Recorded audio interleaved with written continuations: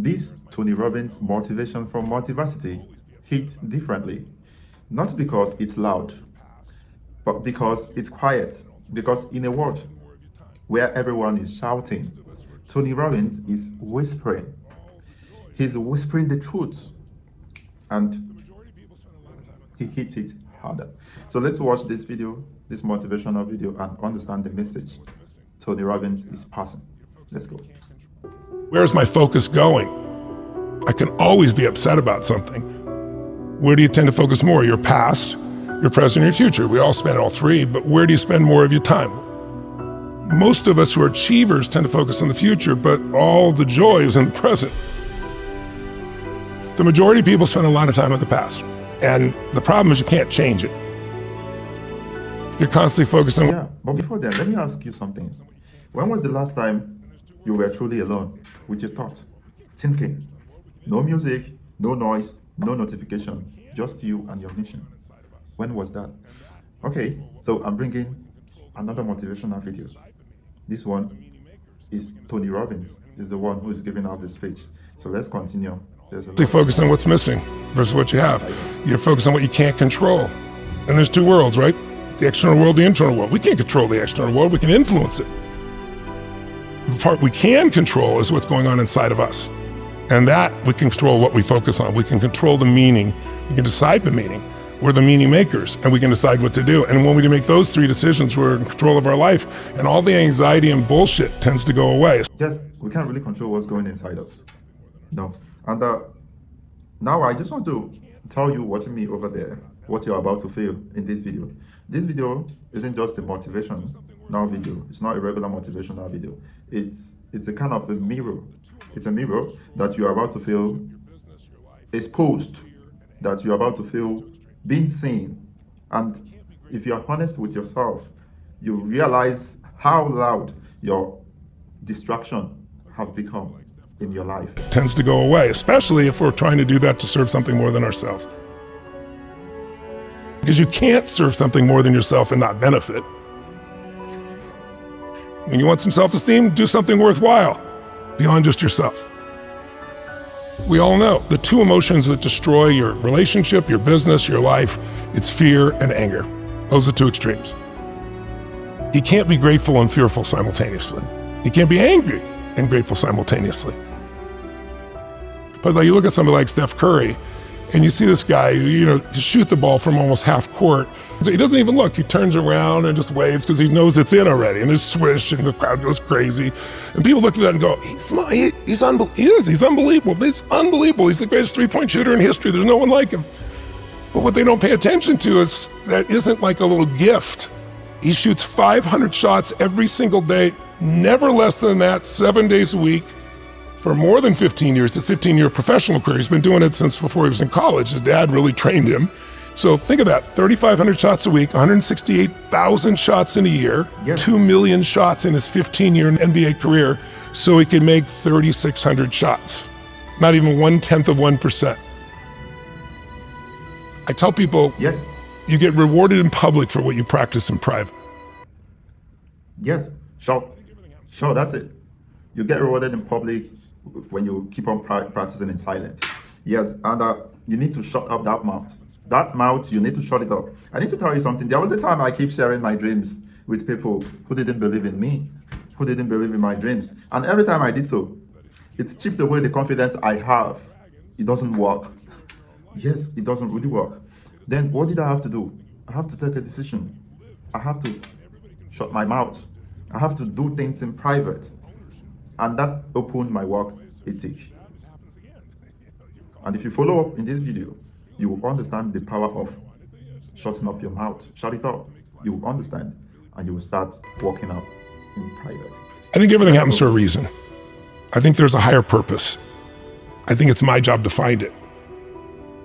I think that life happens for us, not to us, but it's our job to figure it out.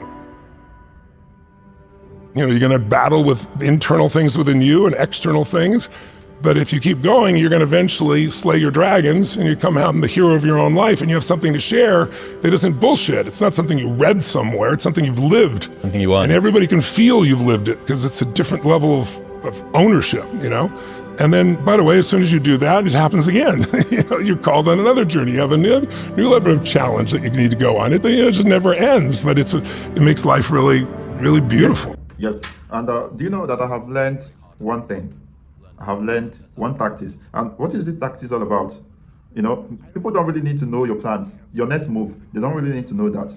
They don't really need to clap for you. So you will not be doing that, showing people your next move for them to be able to clap for you. No, that's not right. Because when you keep showing people your next move, things are not going to work the way you wanted it. This is not just an advice, but this is a powerful strategy. Okay, you don't need an audience.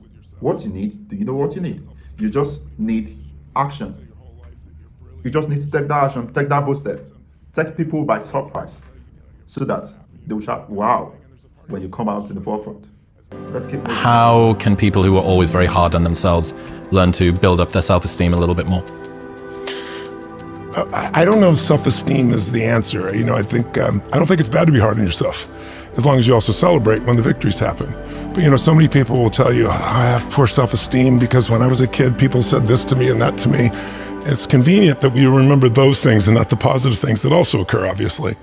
But I think it's more important is to realize that self-esteem is earned. It's only earned by you with yourself.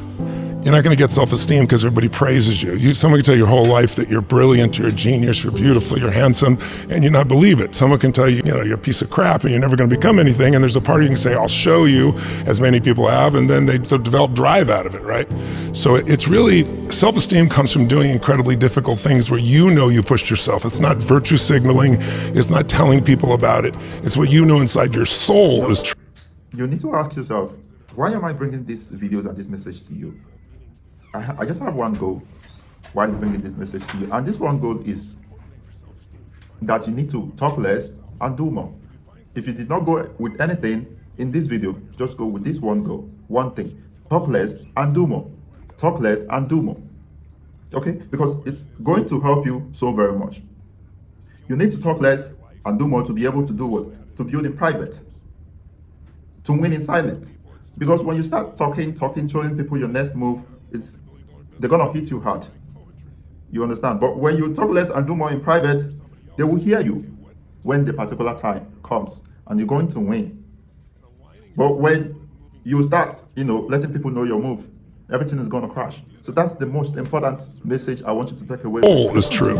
And the more you do things that are incredibly difficult, and especially things that are meaningful, meaning they're not just about yourself, the higher that esteem would be. I think the most important thing for self-esteem is to find something you care about more than yourself. If you find something you care about more than you won't be thinking about yourself all the time, and all your bullshit self-esteem just goes out the window. The real question is, what do you want? If you want an extraordinary life, my definition of that is life on your terms. Some people, it's 3 beautiful children, a white picket fence. Some people, it's building a multi-billion-dollar business. Somebody else, it's writing poetry. Instead of looking for somebody else, it's like, okay, what do you really want from your life? And aligning yourself with moving forward towards what you really want.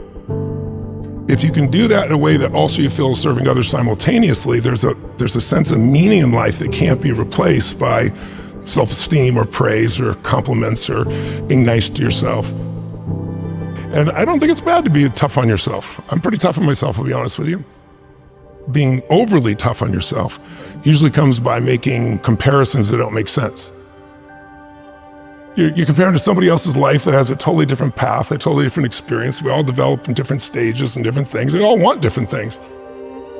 But eventually you wake up and say, it's good to be strong with yourself, but beating yourself up just lowers your energy. And when your energy gets lower, you produce less. And you don't have the same level of joy. You don't have the impact that you want to have, nor do you have the excitement that you really want to have. So I look at it as something that it's worth earning your own self-esteem, but it's really not the secret. The secret is find something else you obsess about more than yourself, and you'll have a level of energy that will compel you over the long term. When I began with a fuel, which was like, I'm gonna show them, it was anger that drove me. I'm just gonna show you type of thing. But that fuel doesn't last. And then the next fuel that people tend to use is, I gotta succeed. But there's a little fear underneath that that's driving them, which is like, what if I don't? versus a knowing. It's like if you give your all every day, your gifts will make room for you. And it's like having a knowingness that things are going to be fine. And then there's the next level, which is you start to know who you are, and you're not trying to prove it to yourself or other people. And it's just, you just want to help. It's the difference between what I would call push motivation and pull, right? Push is, I'm going to make this happen. And it takes tremendous willpower. And I know you have plenty of willpower, I do as well. But there's a limit to willpower, but there's no limit to pull. Pull is when there's something magnificent that you want to serve, something that you've got an obsession for, to create or to do or make happen. And that you don't lose that energy, you don't lose those components, and you're able to laugh and enjoy along the way. I think it's important to realize wherever focus goes, energy flows. It's corny, but it's true, right? In fact, maybe an easier way of saying it is, we don't experience life. None of us do. We experience the life we focus on. So in any moment, what's wrong is always available. So is what's right. So it's not about being positive. It's about being intelligent. You got to look at the impact of what you're believing. And you got to look at and say, where's my focus going? I can always be upset about something. I can always find something to be joyous or at least grateful for, which leads to joy. And I think it's learning to discipline your disappointments, not allow them to grow and to move on and to use whatever life has given you. You can make some simple patterns and change your whole life, a focus. The minute you focus on something, your brain has to decide, what does it mean? And meaning is what creates emotion, and emotion is where your life is, right? And so the quality of your life is the quality of your emotions. We all have a pattern of focusing on what we have and at times on what's missing. Which one do you think most people spend more time focusing on, what they have or what's missing? You can engineer your life to have more happiness, but I think the real challenge is thinking so hardly about being taken seriously just represents your fears, right? It's like, I think spiritual development, when people talk about spiritual, not religious development, spiritual development is the level of comfort you can have with just being your real self. And I think that's not an easy task, because we all are trying to be something, but we already are the something we're trying to be. That doesn't mean you can't be better, but it's like accepting and appreciating what you really are, and instead of projecting, something else, takes a lot of pain out of your body, takes a lot of wasted energy out, it gets a lot of fears to just disappear. And I don't have an easy path for that. I think it's the hero's journey. I feel if I work my ass off, now I've done my part, okay, now come through me, let's do this, and it tends to flow. Life happens to me, or I happen to life, but life happens for me. Yes, not to me. Yeah, is a wonderful reframe. Yeah, I really believe it. But you got to dig for it. It's not easy. But it's got to be earned, right? Like, wishing for confidence without competence is just delusion. You have no evidence to say that you can do this thing. If you want freedom, if you value freedom, you can't possibly have it as long as you play the victim role. None of that makes you who you are. None of that controls where you are in your life. It's like, have you ever had something happen in your life that was horrible? I mean, it was painful. You'd never want to go through it again in a million years. You wouldn't want anybody else to go through it that you care about.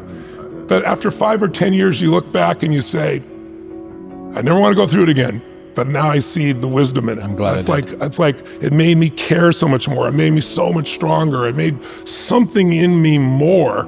I mean, I'm sure you can relate to that, can't you? Yeah, for sure. I mean, you don't really realize it's just life. And then you learn a little bit more about yourself and you start to realize, well, look at all of the ways that I've had to compensate for that. Look at all of the ways that it's held me back. Look at all of the beliefs that I have about myself. And God, if only that hadn't happened, then I would be here, or I would be there. And then you realize, well, the light side of all of that dark stuff is usually the stuff that I'm most proud of myself for. Yes. So the fact that you were maybe a little bit alone in childhood means that you're very self-sufficient when you're an adult. Mm-hmm. Or the fact that you didn't have anybody to support you means that you have no concern about working on your own and continuing to take a bet on yourself, so on and so forth. So you end up having this really strange loop where you go from unconscious incompetence in that you've somehow been through something that you really hate, to this sort of awareness of how it's held you back, to this awareness of how it's propelled you. And then you have to get to this really difficult place, which is, okay, so this is a thing that I kind of wish hadn't happened. and yet I'm grateful that it did.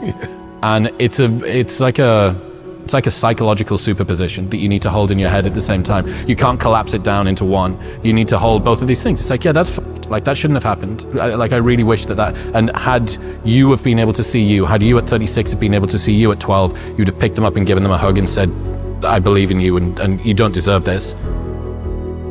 But it needs to happen to you. It was meant to be. Now, I don't believe like everything's meant to be. I think situations are meant to be, and then it's our job to choose how we're going to use them or be used by them, right? I think that's the difference. But I think, we get easy times and tough times. Why is that important? It is incredibly peaceful if you've done the job in the beginning because you know who you are. Now you have an amazing life. Yes. Yes. So now the question is, what have you learned from this video? What have you learned in this video? What I have learned is that silence isn't loneliness, it's leverage. When you are quiet, you hear your purpose louder. And when you are aligned with those purposes you hear louder, no distraction can touch you. No distraction can push you, can make you to forget all those things, or can distract you from this your purpose. Now, if you're locking in this year, if you're committing to your silence, I want you to put a key lock emoji in the comment section and write, I am building quietly. Also in the comment section, tag someone who you think that needs this motivational video today for him to be able to watch this and keep focused in this season. Shout out to Motiversity once more, and shout out to Tony Robbins for wisdom and advice. Thank you. See you in my next video.